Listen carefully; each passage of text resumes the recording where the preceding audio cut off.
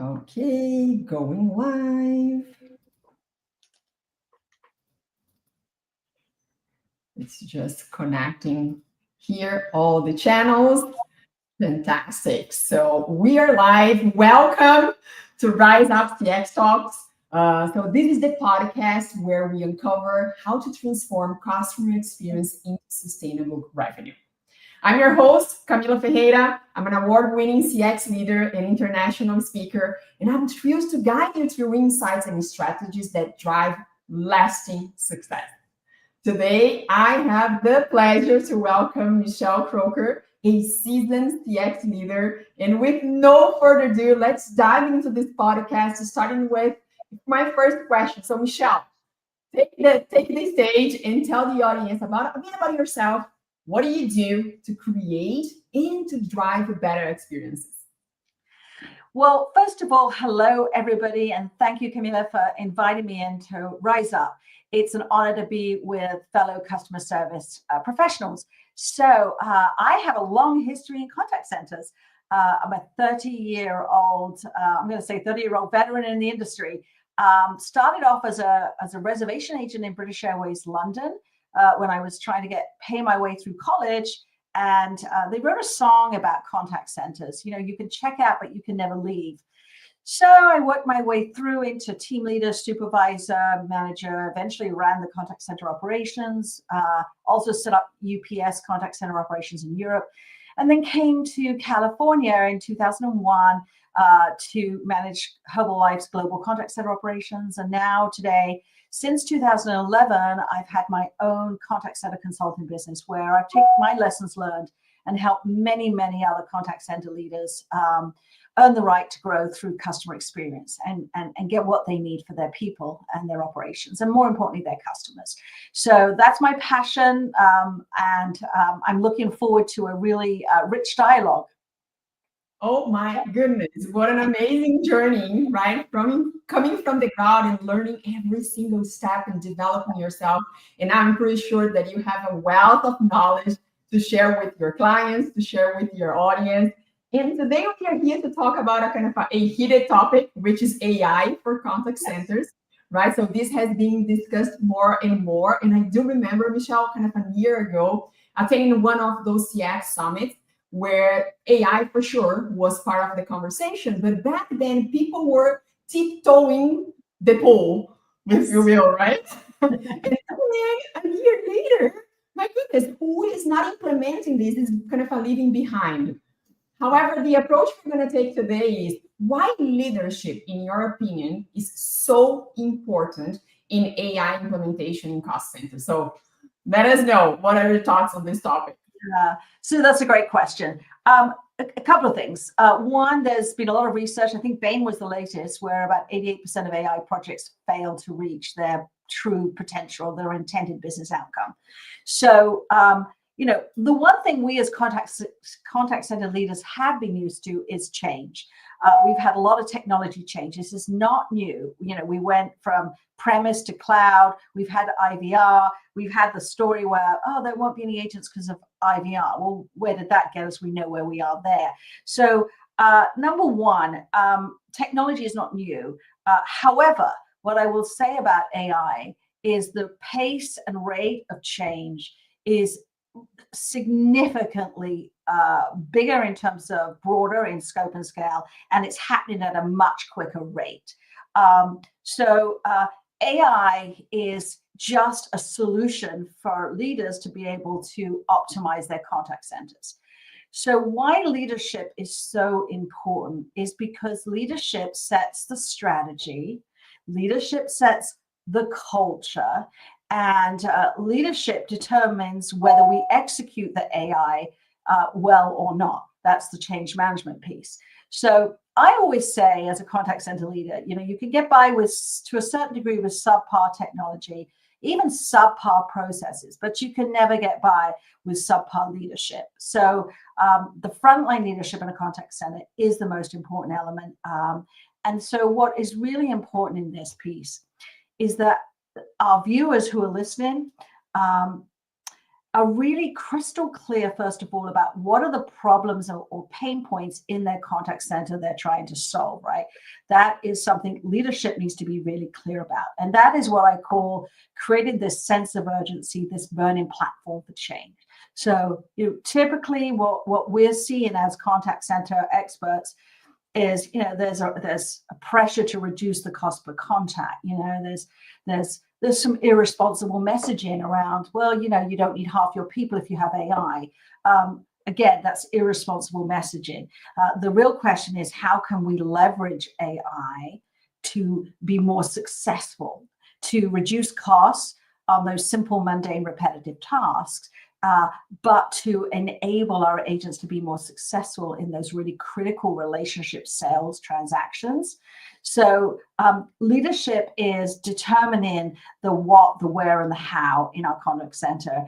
And it's really also important where I have personally experienced this, where technology has been thrown at me and it's not being aligned with people and processes. And that's where it really becomes very difficult. So in order for AI to really, and by the way, AI is not going to replace agents, but agents not using AI will be replaced by IVAs, right? So let's be clear here.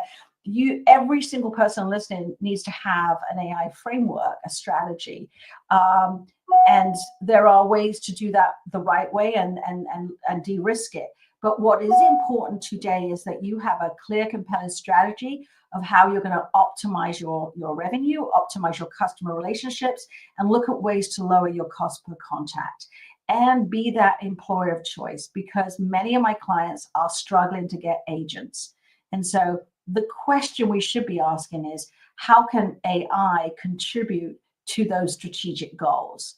And that's, to me, why leadership is important, because leadership is just making those critical decisions. Amazing. My goodness, I love this. This by itself was a masterclass. And I agree with you, Michelle, and sometimes if I'm paying attention to some kind of decisions in CX, particularly with the AI, I am under the impression that leaders are just checking the box of AI rather than actually looking for the best solution for their clients, right? So as you correctly said, you have so many AI solutions. What is the best for your client? It depends. What are you trying to go for? Yeah, absolutely. And again, helping your clients begins with helping your agents, because our job as leaders is to remove the blockages and barriers from agents being able to give that excellent customer experience. When I help my clients, I go and do agent focus groups. Every single time in that focus group, agents will say, we really wish we could serve our customers better, but we don't have the tools or resources. So our job as leaders is to figure out with them together, to work together, to collaborate with your agents and say, what are the barriers that you have today that's preventing you from, giving that total customer experience? And what can we do from a technology, process improvement, empowerment, training? And so, the business decisions and strategy need to be driving the AI decisions, not the other way around, if that makes sense. I love what you said about bringing agents to the decision-making. This is so powerful because at the end of the day, they're going to be the ones using whichever technology the leadership decides to go with. Exactly. But not necessarily so for them. Right? And providing a good experience for those agents is the very first step, if not the most important step, to provide a good experience to your clients. Right. And if you want your agents if you want to win the hearts and minds of your agents, as leaders, we want our teams to take this uphill march with us in this new horizon of AI, then we need to involve them early and often. There's been countless times where some of my clients have just thrown user acceptance testing on agents and they've not understood the why and the how and their role in this. And so, what's really important is that, if we're looking at embarking on AI, you are right. It's what's best for the customer. There are some low-risk strategies as leaders that we can adopt. For example, start very small baby steps. Think about those routine, mundane, repetitive tasks. Maybe the who, what, where questions would be good for an IVA. But think about simple things that might be internal, where you can get your feet wet with AI, but not risk that customer experience. So, how many of us listening today have our agents still summarize calls, right? I remember that, type, and it could add another 1 minute to AHT. Well, today that's done automatically through AI-powered automatic call summary. So that's one example. But remember, these are building blocks, right? It's a strategy, and you're building your house. You would never build the foundation of your house without having the architectural plan of your house completed. Oh my goodness, I love this example. With the end in mind, what does your contact center look like 2 years from now, right? Think about that, then develop your what I call structured implementation improvement plan based on people, process, technology, and metrics. And then when it comes to the technology, when we're ready to start building that house, we start with the foundation. What are some of the foundational AI technologies or solutions that we can have? And I recommend things that are low-hanging fruit, like there's a no-brainer for automatic call summarization. Today in 2025, no agent should be doing that. So this is freeing up your agent's time so that you can reinvest in growth. So that would be my recommendation. Again, these decisions are taken by the leadership of the contact center and not by anyone else, right? That's your house you're building, and leaders need to grab it. And what I fear is that the technology in the last couple of years has, Camila and I were just joking together. I said, I've been here 30 years, and I said, I started work when I was 12, right? I wish, but I've seen a lot of change, but the rate of change in the last 2 years with AI is just it's like Formula One type change, right? It's just turbocharged. So, my message to your audience is don't let that technology outpace you. You have a hard job as leaders. I really empathize with you. My job was easier back in the day, back in the 90s and the 2000s and 2010s, because you have to do two things really well as contact center leaders. You have to reimagine your contact center at a rate that's very different to how it was ever imagined.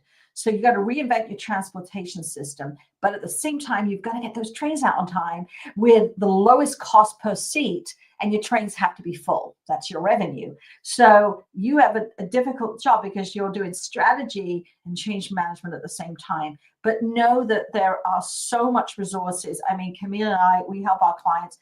We're available. There are so many people. Just attend podcasts like this. Listen to webinars by AI solution providers. They're free. It's a great way for you in your industry to get up to date with that. I make a personal goal to listen to 2 vendors a week in contact centers. I just had a webinar with in the banking industry. So the good news is information is available to us. Consultants, resources are available to you. But please don't let the technology outpace your capacity for change, which we know you wouldn't be there if you didn't have. Absolutely. Wow, your house you're building. I love that.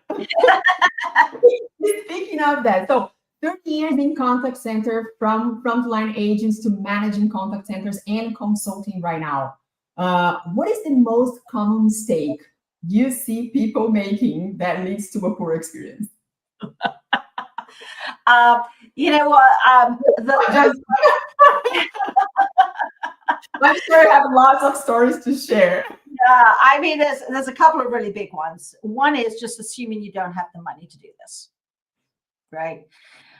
I will tell you now that every initiative that either when I led contact centers or I'm helping has been self-funded, right? So it's not, I would love to do auto call summary, but I don't have the budget. So that's one really big common mistake. I don't have the budget. You actually do, because 70 to 80% of your budget is payroll, right? And if you can figure out a way of how and most contact centers I go to have a lot of overtime. They have a lot of turnover, which costs a lot of money. So there's a huge opportunity, number one, to look at ways of how you can reduce some costs so that this can become a budget neutral proposition.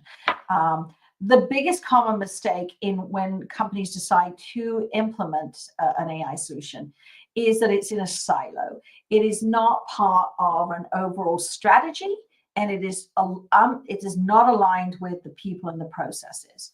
And people are not clear about what it's supposed to do and what the intended ROI is and what their role is. So trying to implement AI in a vacuum, in absence of a strategy, in absence of aligning it with people and processes, will generate in subpar at best results, and most often failure, which is why Bain is quoting 88% of AI projects don't get the intended results. And there's a difference between complete failure and getting maximum results, right?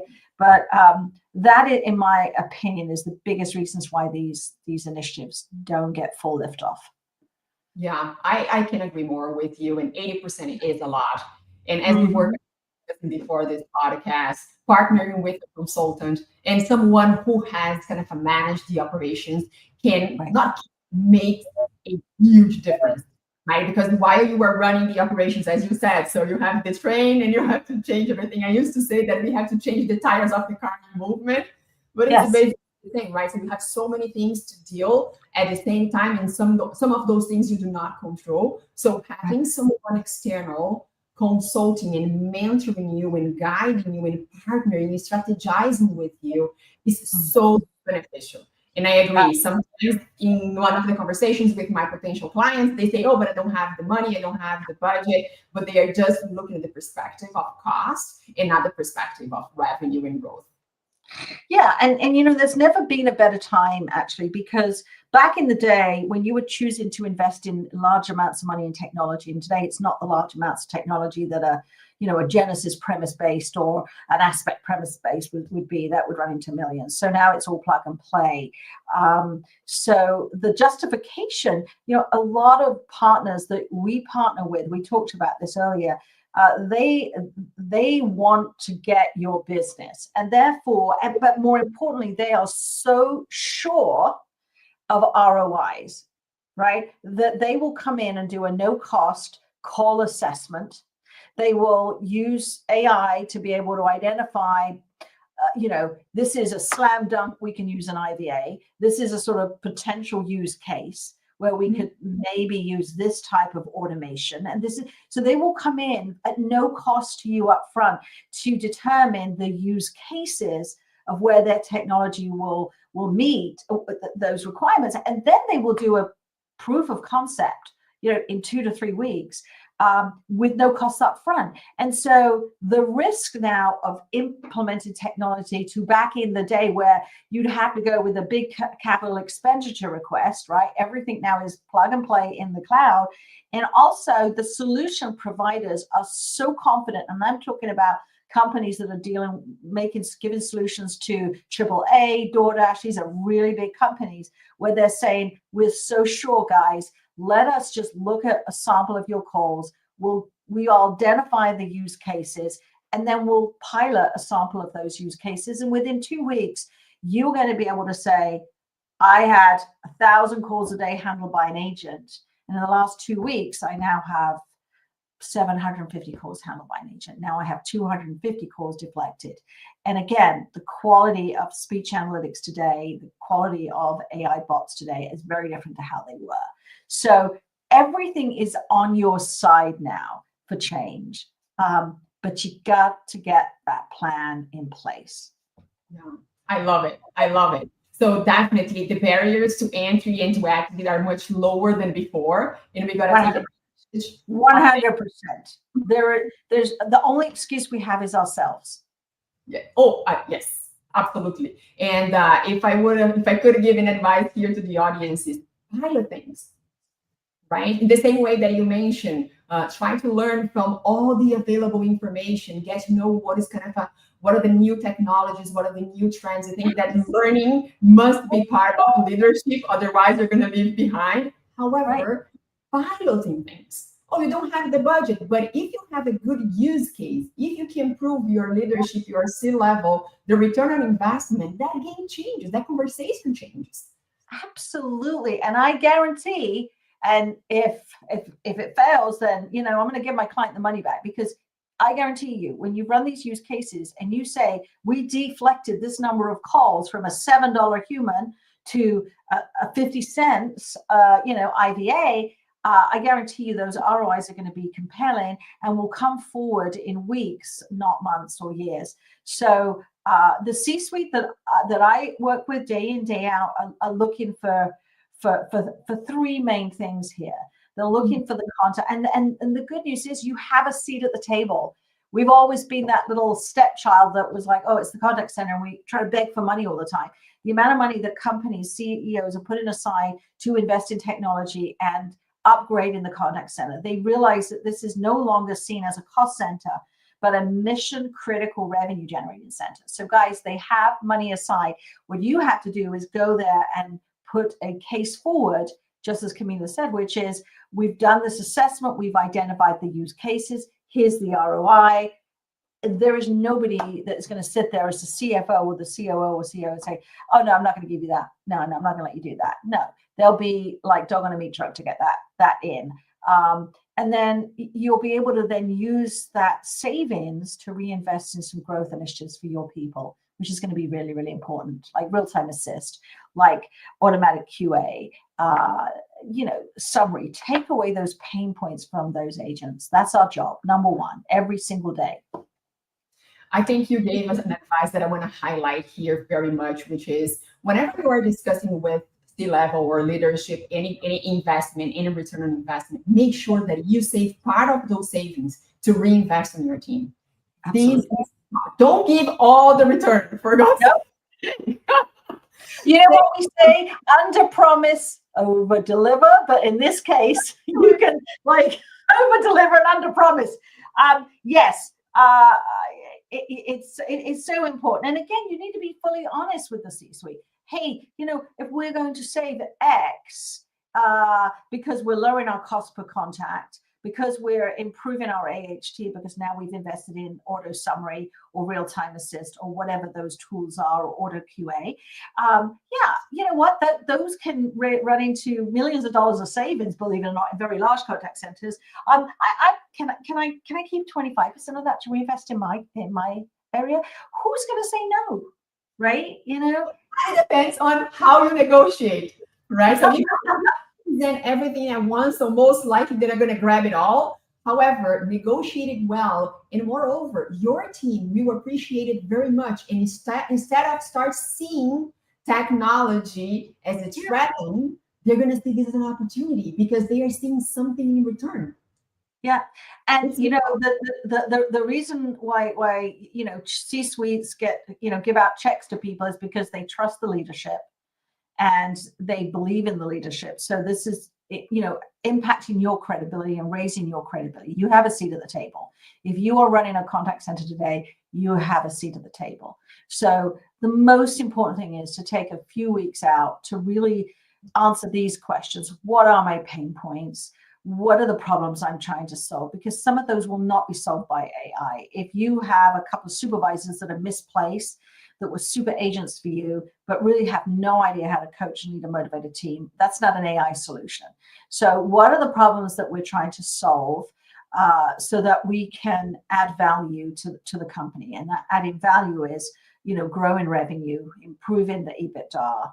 And really, we are a revenue generation center, not a cost center. And we share that passion. And there's never been a better time to be a leader in a contact center, because the money's available if it's justified correctly with a solid plan. That technology partners are willing to put skin in the game and risk to get your ROI confirmed and validated. And I think the younger generation coming in is wanting these tools too, right? Nobody wants to sit in a contact. I sat in a contact center a couple of weeks ago, and I felt so bad for this young agent. He had like 5 different windows open, and they're like, I'm like, oh my gosh, no. Like, I hear you. I hear you. Michelle, you won't believe me, but we are approaching the end. But before we wrap up here, I want to kind of shift gears to something more personal. yes. Which is what drives, what has driven your passion for contact center? Having been an agent, and knowing that our job as contact center professionals, whether we're agents or supervisors, managers, we're all helping customers. We have the ability to make or break someone's day. And there are not many jobs in corporate America that can, or anywhere in the world, that can say, we get up every day and can make a difference. People are calling us because they need help, right?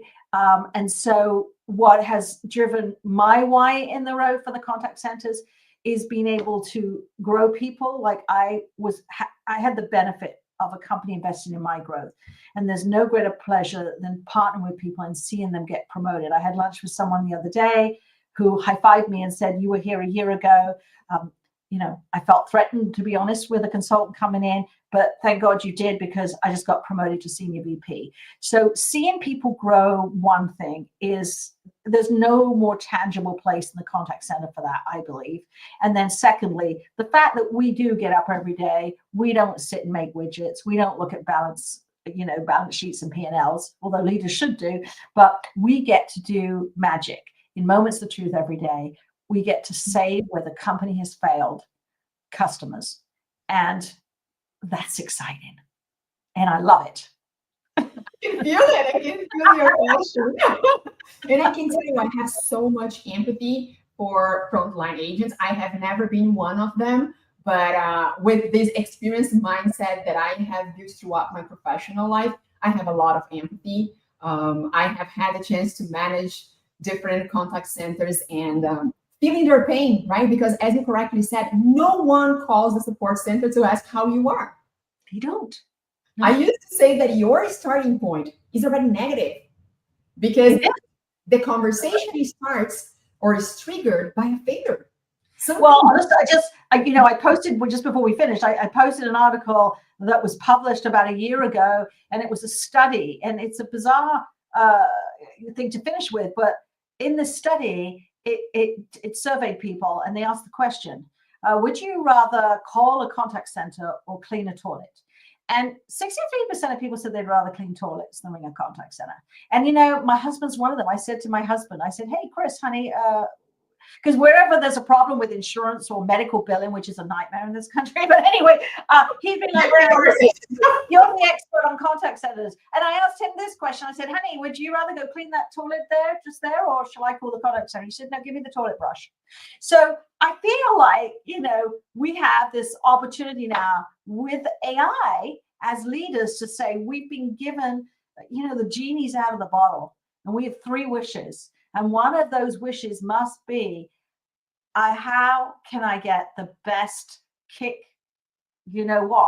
AI strategy that is going to enable my people to be in a great place to work. My customers will always come back because we're going to give them the best customer service. And I've done it by driving costs out so the stakeholders of the company are happy. So, let's not be one of those contact centers where people say, yeah, I'd rather go clean the toilet. No. Yeah. Absolutely not. What would be your final remarks? But those 3 made pretty well. I completely agree with you. Being more empathetic and having, I would say, more than the customer experience. To me, the customer experience is definitely a consequence of an employee experience. Yeah. So being empathetic for the frontliners, for your peers, for the entire organization, and live and breathe the culture of experience, which goes way beyond organizations, right? Is how you greet your partner in the morning, is how you kind of engage with your kids during the day. Everybody we interact with is a customer of our experience. And if we think that way, and we act and live that way, oh my goodness, world would be completely different than what we Nobody would volunteer to clean toilets, but the magic happens then. That's you're 100% right. That's where the magic happens. And we're in the next journey of the contact centers here, and this is by far the most exciting time. And there's never been a better time to be a contact center leader. So with that, I want to thank you for inviting me here, and I look forward to us chatting again soon. Absolutely. It was such a pleasure. Thank you so much for sharing so much knowledge, right? 30 years leading contact center and great tips and advices for those leaders. So for the audience of this podcast today, and I'm sure that we're going to have many more people watching the recording, leadership is extremely important in adopting AI. And why? Because they are the ones behind the strategy. So you can have the top-notch technology solution if you do not know how to get the best of it. And moreover, identify if it's actually the best for your client, then you just have a product. Michelle, I cannot thank you enough. We can see here our kind of users thanking us as well. It was amazing, and I do hope to chat with you soon. Thanks so much, everybody, for watching this episode, and I will share your contact and how people can reach out to you in the comments. Bye, everybody. Bye. Bye.